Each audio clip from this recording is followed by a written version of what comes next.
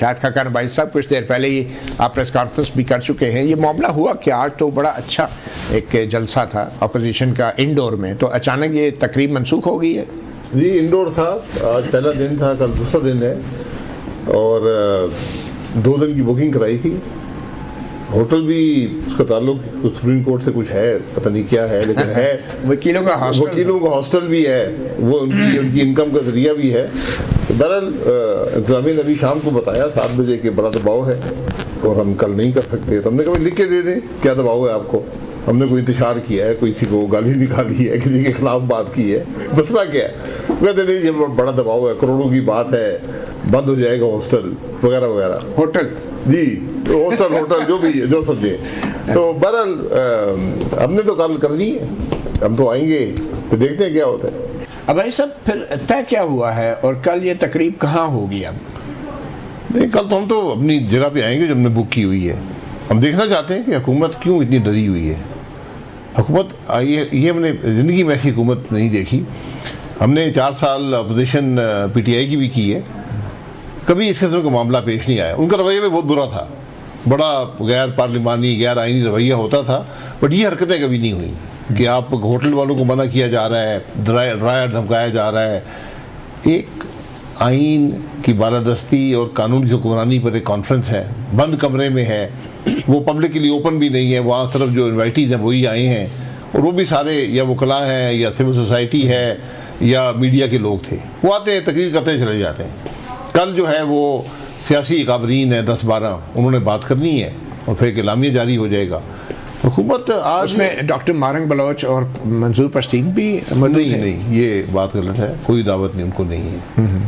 اور یہ آج مجھ سے کئی لوگوں نے سوال کیا ہے، ایسی کوئی بات نہیں ہے. مطلب ان کو کوئی ایسا انویٹیشن نہیں. کیوں نہیں؟ اس پہ بڑی بات ہوئی تھی، اس لیے کہ وہ خاص طور پہ جو فاٹا والا معاملہ ہے اس پہ آلریڈی صوبائی حکومت، وفاقی حکومت، فوج، یہ سارے بیٹھ کر بات چیت کر رہے ہیں. تو یہ ایک قومی سطح کی کانفرنس ہے.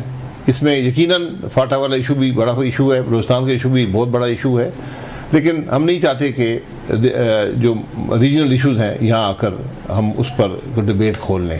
یعنی کہ ریجنل ایشوز ہیں یا ہیومن رائٹس کے ایشوز؟ ہیومن رائٹس کے ایشوز. آپ ان سے پیچھے کیوں ہٹ رہے ہیں؟ ہم ہیومن رائٹس کی بات کر رہے ہیں. تو یہ ایک آئین کی بالادستی. اگر وہ آ جاتے تو کیا ہوتا؟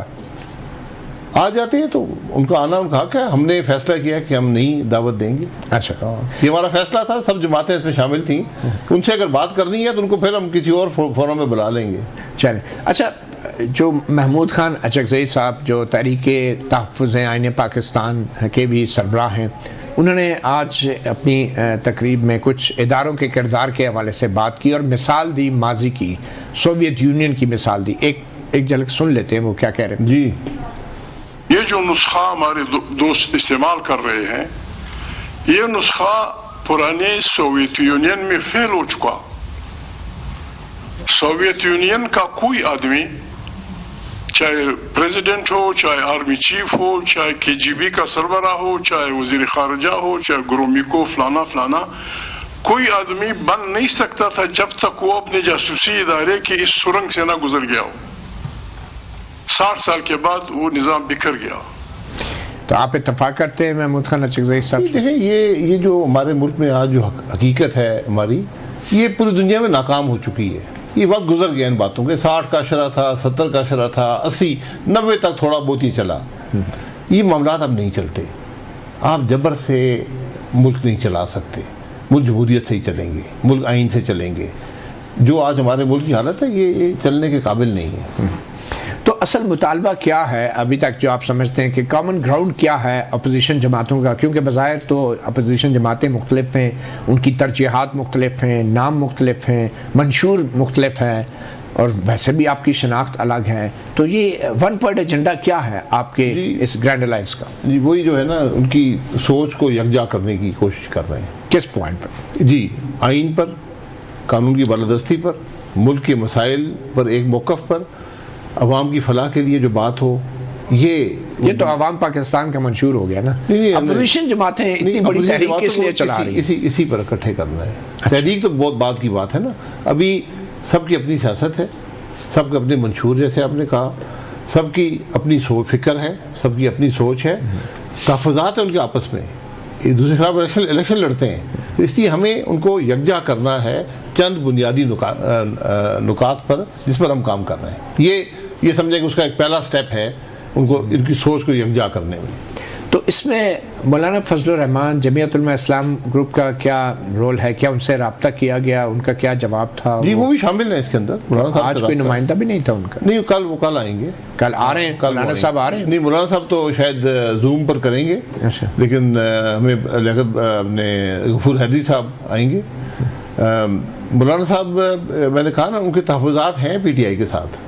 ہم نے ان سے کہا تھا کہ یہ کانفرنس میں اور رچگی صاحب ہوسٹ کر رہے ہیں، تو ان کو ہم نے کہا تھا کہ آپ شرکت کریں، تو انہوں نے وعدہ کیا شرکت کا.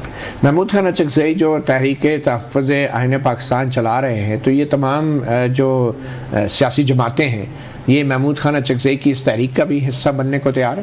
دیکھیں، تحریک کا حصہ بننا تھوڑا جماعتیں زیادہ سوچ سمجھ کے بعد وہ فیصلے کرتی ہیں. اسی لیے ہم نے کہا کہ ایک انڈیپینڈنٹ فورم ہو جس پر ہم سب اپوزیشن کو اکٹھا کر کے جو بنیادی نکات جن پر اتفاق ہو سکتا ہے اس کی بات کریں.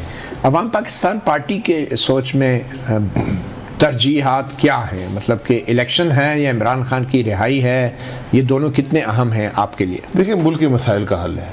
عمران خان صاحب کی رہائی، یہ چیزیں بھی ضروری ہیں لیکن یہ ثانوی حیثیت رکھتی ہیں. جب ملک کے مسائل کا حل نکلے گا یہ سب حل وہاں سے نکل آتے ہیں. یہ کوئی نئی باتیں نہیں ہیں. اس ملک کے وزیر اعظم کو جیل میں ڈالا جاتا ہے، الزامات لگائے جاتے ہیں، سزائیں دی جاتی ہیں، یہ پرانا کھیل ہے. لیکن کیا یہ نئی بات نہیں کہ ایک سابق وزیر اعظم 1.5 سال سے جیل میں ہے اور کوئی ڈیل نہیں کی اس نے؟ یہ ڈیل، ہاں ڈیل، پہلے بھی لوگ جیل میں رہے ہیں. زرداری صاحب بہت عرصہ جیل میں رہے ہیں. ڈیل آپ کس کو کہتے ہیں یہ آپ کی رائے ہے. میاں صاحب بھی 2 دفعہ جیل گئے ہیں. وہ ایک دفعہ سعودی عرب چلے گئے تھے، ایک دفعہ لندن چلے گئے تھے. اس کو ڈیل کہیں یا نہ کہ وہ تاریخ میں چھوڑ دیں، لیکن جیل تو گزار لی نا. آج بھی ایک شخص جیل میں ہے، میں بھی جیل میں رہ چکا ہوں، بہت سے اور لوگ بھی. وزیر اعظم ہر آدمی جیل میں جاتا ہے، کوئی ایسی گھبرانے کی بات نہیں ہے. آپ کی ترجیحات کیا ہیں؟ ہماری جو عدلیہ ہے 26ویں یعنی ترمیم کے بعد آپ کا بھی یہ موقف ہے، بہت سی اپوزیشن جماعتوں کا بھی، کہ عدلیہ محکوم ہو گئی ہے، جوڈیشل کمیشن نے کنٹرول حاصل کر لیا ہے، حکومت کا کنٹرول ہو گیا ہے. اور بقول آپ کے کہ آپ کے الفاظ ہیں کہ چیف جسٹس جو ہیں وہ چپراسی سے بھی ان کی حیثیت کم ہو گئی ہے. یہ حقیقت ہے. سپریم کورٹ بار نے آپ سے معافی کا مطالبہ بھی کیا ہے اس حوالے سے. سپریم کورٹ کو بار کیسے کیا تعلق ہے؟ انہوں نے کوئی خط بھیجا ہے، مجھے ملے گا تو انشاءاللہ جواب میں ان کو بڑا پریس ریلیز جاری کی ہے. معافی مانگنی چلے، میں بھی پریس ریلیز جاری. تو آپ نے یہ کیوں کہا کہ چیف جسٹس کی حیثیت اتنی کم ہو گئی ہے؟ یہ کیا میں نے چیف جسٹس کے عہدے کی بات کی ہے. پہلی بات یہ ہے، میں نے کرنٹ چیف جسٹس کی ذات کے بارے میں بات نہیں کی کہ 26ویں ترمیم میں جب چیف جسٹس بینچ نہ بنا سکتا ہو، چیف جسٹس کا کوئی تعلق ججز کی اپوائنٹمنٹ سے نہ ہو، ججز کی پرفارمنس کے ریویو سے نہ ہو، سو موٹو پاورز نہ ہو، اور کانسٹیٹیوشنل ایشوز نہ سن سکے. سپریم کورٹ کا تعلق کانسٹیٹیوشنل ایشوز سے ہوتا ہے. جو سپریم کورٹ کا چیف جسٹس کانسٹیٹیوشنل ایشوز نہیں سن سکتا، وہ کیا کرتا ہے سارا دن؟ اس کی کیا حیثیت ہے؟ یہ 26ویں ترمیم کے تحفے ہیں. یہ عدل کے نظام کو آج تابع کر دیا گیا ہے انتظامیہ کے. حکومت کے آج تابع ہے اس ملک کی انتظامیہ یا عدلیہ. عدل کا نظام ختم ہو گیا ہے. اب آپ انصاف کی توقع مت رکھیں، جو فیصلہ لکھا ہوا آئے گا وہی پڑھا جائے گا. تو اب آپ مولانا فضل الرحمان کو کل آپ نے دعوت تو دے دی ہے، اور 26ویں یعنی ترمیم کو آپ کہتے ہیں کہ چیف جسٹس کا عہدہ جو ہے اس کی حیثیت چپراسی سے بھی کم ہو گئی ہے. تو مولانا کتنے قصوروار ہے اس آئینی ترمیم کو منظور کروانے میں؟ اگر آپ مولانا صاحب کو یہ چوائس دیتے کہ آئینی ترمیم کریں یا نہ کریں تو وہ نہ کرنے کے حق میں ہوتے. ان کو چوائس نہیں دی؟ جی، جب آپ نے یہ چوائس دی کہ یہ ایک بہت بڑی خرابی ہے جو اصل مسودہ تھا ترمیم کا، جس کو مولانا صاحب نے ڈائلیوٹ کیا، ورنہ اسی رات پاس ہونی تھی. ہم تاریخ تھوڑی بھول جاتے ہیں. تو جو پاس ہوئی ہے وہ اس سے شدت میں بہت کم ہے. مولانا صاحب نے اس کی بڑی وضاحت کی ہے ہماری میٹنگز کے اندر. انہوں نے کہا کہ میں نے ایک بڑی خرابی سے بچایا آپ کو. اگر میں نہ بھی ووٹ دیتا، اس دن لوگ موجود تھے جو ووٹ دیتے اور وہ ترمیم پاس ہو جاتی. اور یہ ایک حقیقت ہے. اس منطق پہ تو اپوزیشن جماعتوں کو بھی ووٹ دینا چاہیے تھا کہ بڑی خرابی سے بچا لیا. ان کی مرضی ہے. نہیں، آپ مولانا کی اس منطق سے اتفاق کرتے ہیں؟ انہوں نے اپنا رائے، اپنا موقف پیش کر دیا ہے نا. انہوں نے بات کا اظہار کر دیا ہے. اور میں آج بھی کہتا ہوں اگر آپ چوائس یہ دیتے کہ یہ ترمیم پاس کریں یا ترمیم نہ کریں تو آج بھی کہیں کہ میں ترمیم نہ کرنے کے حق میں ہوں. لیکن اگر مجھے آپ نے چوائس یہ دی کہ اگر آپ ترمیم اس کو سپورٹ کر دیں اور یہ نہ ہو تو میں نے بڑی خرابی سے آپ کو بچایا. اس سے آپ اتفاق کریں یا اختلاف کریں یہ آپ کا حق ہے. ایک چھوٹی سی بریک لیتے ہیں. ہمارے ساتھ موجود ہیں سابق وزیر اعظم پاکستان شاہد خاقان عباسی.